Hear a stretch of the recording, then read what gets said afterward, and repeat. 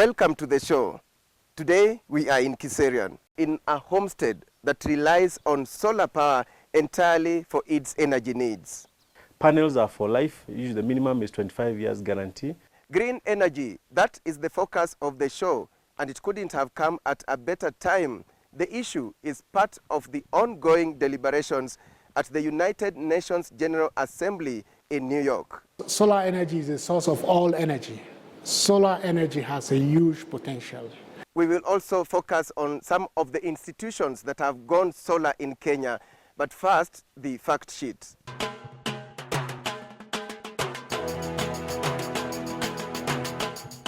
Renewable energy or clean energy is defined as energy from a source that is not depleted when used, such as wind energy, solar, geothermal, hydro energy, biogas, and biomass. Solar energy can be used for lighting, heating, drying, and generating electricity.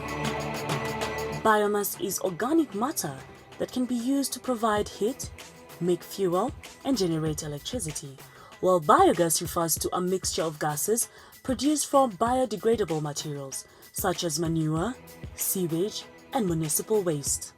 Geothermal is the energy due to the Earth's natural heat, while hydropower is derived from moving water. Experts say renewable energy has the potential to mitigate climate change as it has minimal adverse effects on the environment. Kenya's Ministry of Energy and Petroleum adds that renewable energy has the potential to enhance energy security and reliability, generate income and create employment, enable substantial foreign exchange savings, and reduce dependence on imported fuels. Statistics show that as at December 2014, 69% of the electricity component of Kenya's energy was generated using renewable energy sources, with fossil fuels providing the balance of 31%. Fossil fuels are defined as fuels derived from the accumulated remains of ancient plants and animals, and this category of fuel comprises of fuels such as petroleum, coal, or natural gas. Carbon dioxide and other greenhouse gases generated by burning fossil fuels are considered to be one of the principal causes of global warming.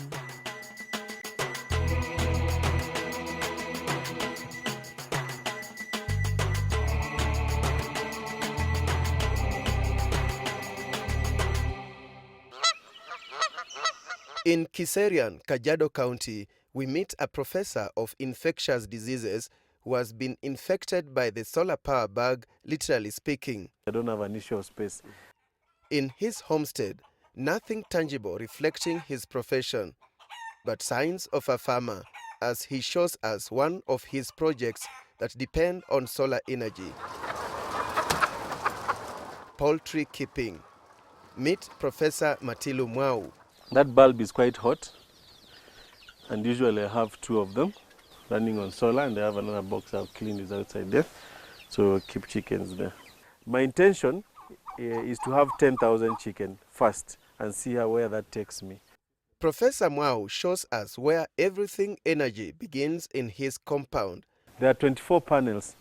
That is, the solar panels installed near the main entrance to his home. These are the batteries that store power generated from the solar panels. He says if fully charged, the power can run for at least 24 hours. These are very thick cables so that you don't lose any power when the power is going to the MPPTs. Okay. So this is the armored cable, goes under here up to the MPPTs. But during the day, when there is sunshine, the family can use power directly from the solar panels without tapping the energy stored in the batteries. Power, 3.9 kilowatt hours, and this is 3.6. So since morning now, it's about maybe 10, 11 o'clock, I've generated like 7.4 units. But before we go deeper into what the solar panels can do, he shows us a separate system, a solar hot water system. So this is the newer type, the vacuum tubes, copper rods inside there. And there's an older system on the other side. So this is different from the other one. Panels. The other one is plates. This one doesn't use electricity, it's separate from the panels, it's a different system. Does not use electricity. These systems are very efficient, they're much more efficient than solar panels. How much did that cost you? These ones are so cheap. These ones are like 120,000, including the plumbing and everything. Maximum 150,000 if you want some. Durability, how many years can it serve you? Now, we have a problem with that because our water is a bit salty, so it corrodes. But generally, if the water is not corrosive, they'll serve you for many years, 10 years more. Professor Mwau started installing his solar power system in July 2013, and he attained what he calls full capacity for his energy needs in April 2014.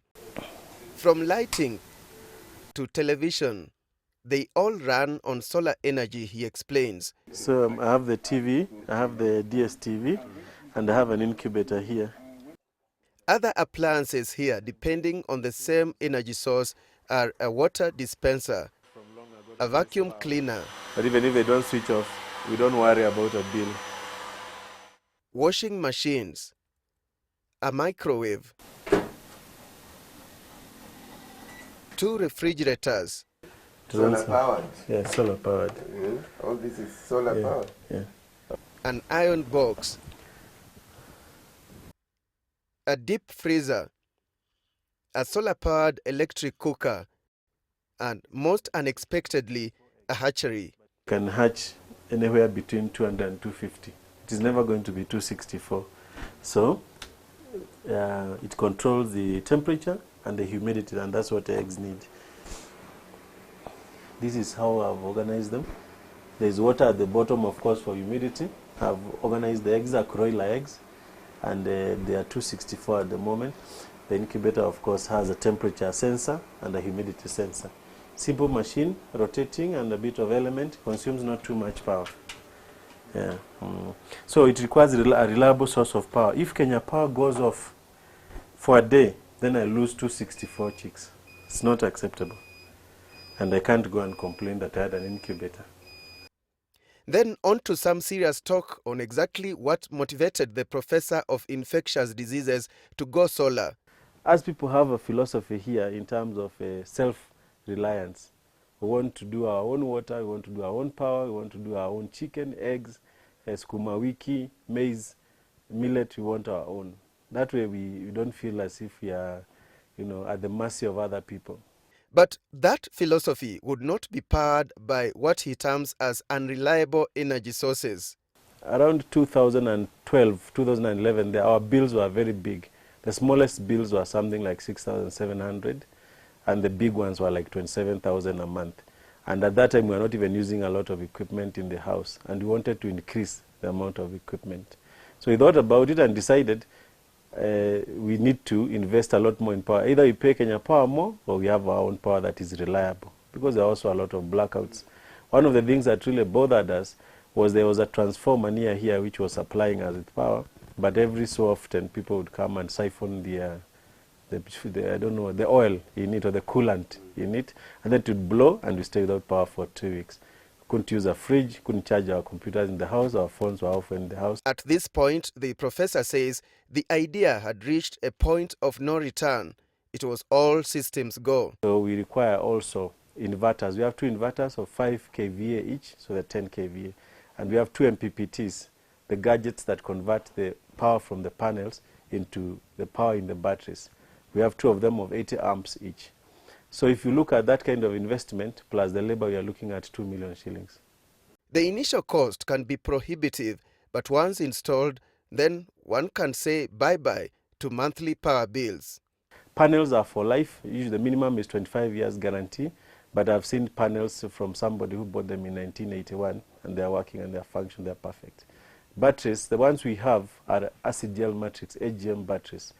So they have a gel and some fiberglass inside them. Those ones last somewhere between 7 and 13 years, depending on how you use them. If you discharge them deeply every day, then they last less. How about solar power for just basic needs like lighting, television, and charging phones?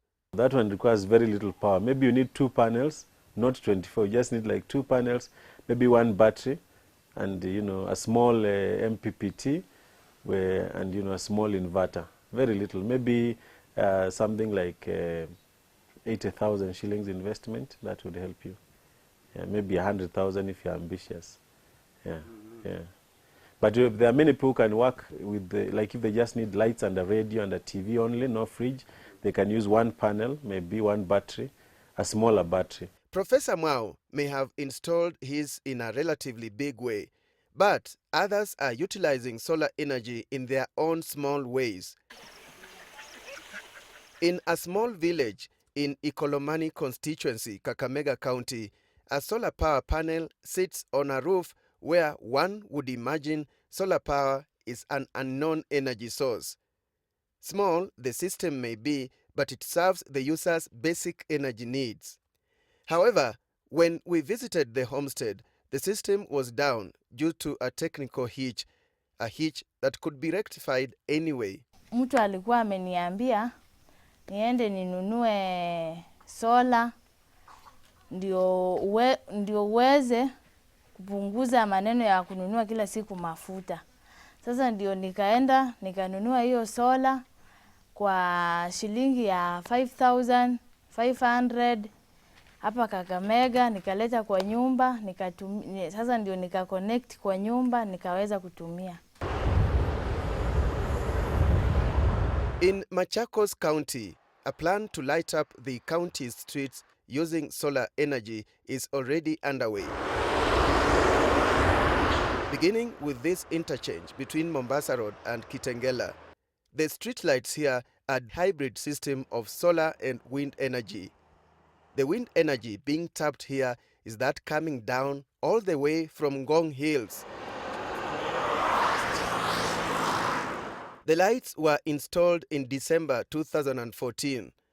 According to the Director, Ministry of Environment at the Machakos County Government, John Mark Mwangi, the panels are 69 in number. At night, this is how the area is lit. All because of solar cum wind energy. The county government plans to spread the technology to other areas in the county.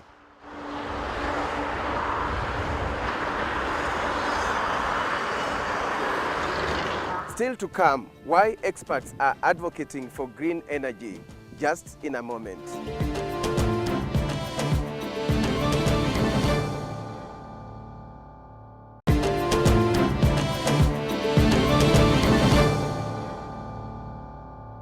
Welcome back. Experts are arguing that green energy can help nations meet their energy gaps and even spur economic growth. Let's find out how.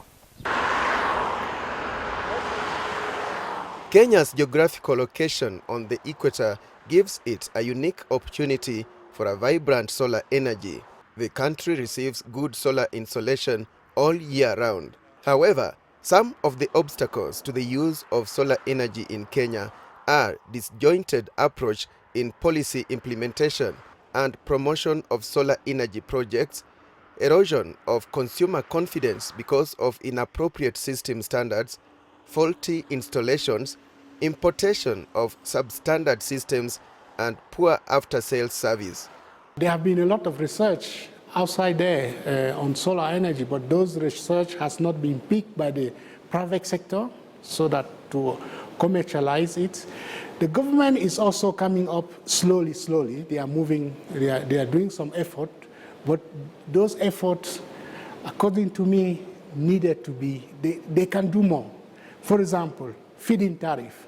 If the government come today and say, okay, you can produce your energy, your excess energy and sell, and we buy it as a very high cost, subsidized cost like it is in other places, I'm sure we can even increase more energy generation than what we have today. The current feed-in tariff that exists today in Kenya is not really encouraging people to really invest on that. While in Germany, for example, they are not using, they have stopped building nuclear power station.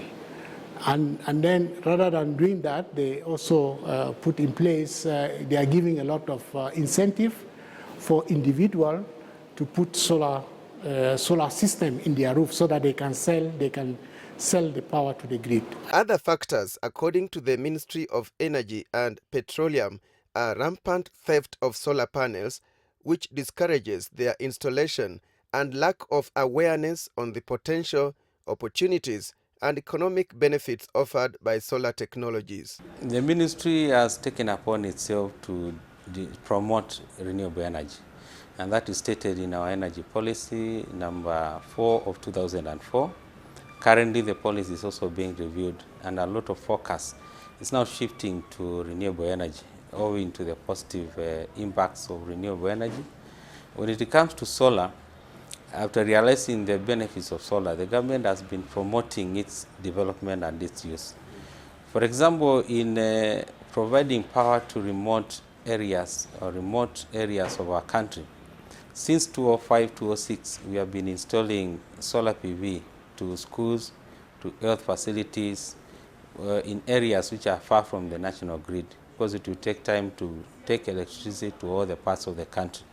And so far, we have done over 1,000 public institutions using government checker money. We have also received some support from Spain, where we did another 380. We have just finished the other day. And these have gone a great length to improve the learning facilities and the health facilities in those centers. This year, we are even extending it to some vaccination centers so that we can be able to store vaccines for a long time for livestock. At the United Nations offices in Gigiri, Nairobi, solar energy is the main source of power used to heat the water systems in the complex, and power offices with over 1,200 members of staff. 30% of the power generated here is fed into the national grid. We are all moving towards solar. What I believe is that the way we transition from the analog telephone to a mobile phone, we are also going to witness this transition from the traditional electricity to clean energy through using the solar. It's just a matter of time. Maybe in another next 5 years, we'll start seeing this thing happening, because the cost of solar will continue going down. And also, there is also the fact that there is a misinformation outside there. A lot of people are still making a lot of money out of the solar business. So the moment people are very much aware, and also the technology is also advancing very fast, we tend to use incandescent lamp because we want to have a warm light.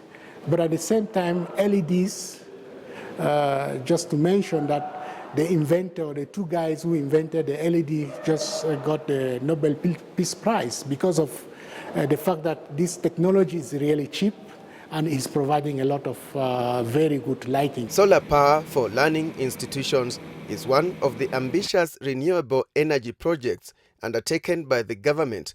We started with all ASAL districts. We have done schools all the way from Mandera, Marsabit to Kana, Elgeyo Marakwet, some parts of Kitui which are far from the grid, Narok, Kajiado. It spans the whole country in all the ASAL. Coming to electricity generation, the government formulated a feed-in tariff policy where people can generate electricity from solar and feed it to the national grid. We have a few proposals which have been developed, and some of them are at Kenya Power, establishing a power purchase agreement so that they can commence construction of these large solar farms of up to 40 megawatts. Clean energy falls within Goal 7 of the Sustainable Development Goals, whose target, among others, is to ensure by 2030 universal access to affordable, reliable, and modern energy services. The transition from Millennium Development Goals to new sustainable goals is part of the ongoing deliberations at the 70th United Nations General Assembly in New York. Clean energy is on the agenda. We at UN Habitat, we have one program that is called Promoting Energy Efficiency in Building in East Africa, whereby the objective of this program is to mainstream energy efficiency into building code, building practices, and also building finance. Because the whole idea is that If we save energy in buildings, we are also reducing our electricity bill, we are also reducing our energy bill, and then with that money we can do other development projects. Investment in the solar energy sector for commercial purposes is regulated by the Energy Regulatory Commission. The government, we instituted some solar water heating regulations, which mandates anyone who is using more than 100 liters of hot water a day to install solar hot water cylinders.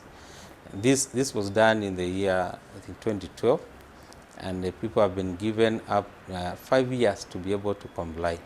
So we are hoping in the next 2 years we will be able to see compliance. So the future is solar, experts say. The solar energy is a mature technology.